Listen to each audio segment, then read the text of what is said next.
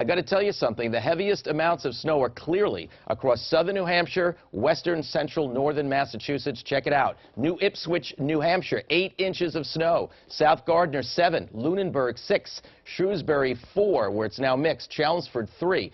But what you have to remember is this is all heavy-duty 3 to 8 inches of snow. It's not like little light fluff. This is really loaded down.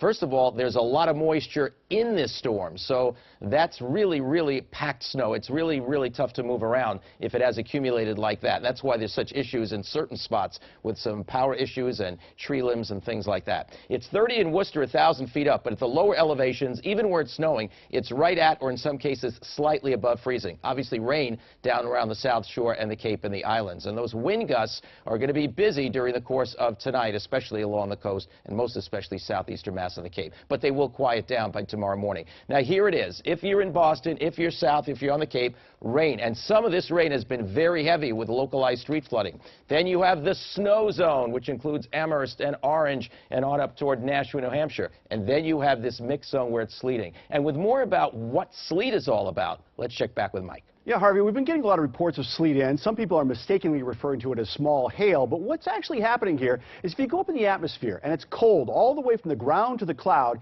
it's going to fall as snow. However, if you sneak a little area of warm air in between, those snowflakes actually partially melt, and when they hit the ground, they kind of bounce. That's how you know it's sleet as opposed to snow. The thing about sleet is it does not pile up very deeply, but it is very slippery. Sometimes you prefer to have snow over sleet because the driving conditions can deteriorate very rapidly when you get that sleet covering the ground. Harvey? All right, great point, Mike. No question about it. That is slippery stuff to be sure. All right, so going forward now, here's what's going to be taking place. That mix line is advancing a little more to the north and west, but only for about another hour and a half or so. Then, as cold air begins to work in, it starts to go the other way. And we actually turn to snow in Boston, but not for that long, and the heaviest precipitation will have exited. So we can't have a big accumulation in Boston, that's for sure. Nonetheless, it'll all be over by morning. There will be clouds, maybe a few breaks for Thanksgiving Day, but for the most part, it should be precipitation-free. So as for accumulations, nothing along the waters of the South Shore and the Cape. A little coating to an inch is possible in interior southeastern Massachusetts. Boston also with a coating to an inch. Let me just go back to that one more time. And then, as you can see, that 1 to 2 inch band starts from around Cambridge up to about 128. Then you slowly build till you get to 495, where you're as high as 5.